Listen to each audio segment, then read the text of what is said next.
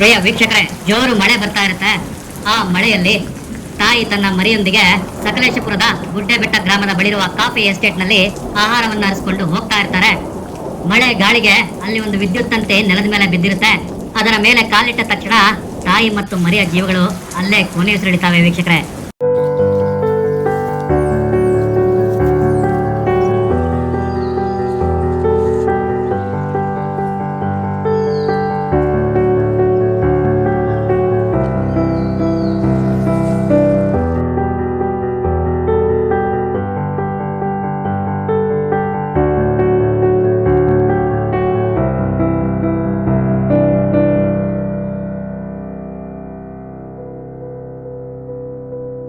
ಸುಮಾರು ಆನೆಗಳು ವಿದ್ಯುತ್ ತಂತಿಯ ಸ್ಪರ್ಶದಿಂದ ಈಡಾಗಿದ್ರು ಕೂಡ ಸಂಬಂಧಪಟ್ಟ ಇಲಾಖೆ ಏನ್ ಮಾಡ್ತಿದ್ಯೋ ನಮ್ಗಂತೂ ಗೊತ್ತಿಲ್ಲ.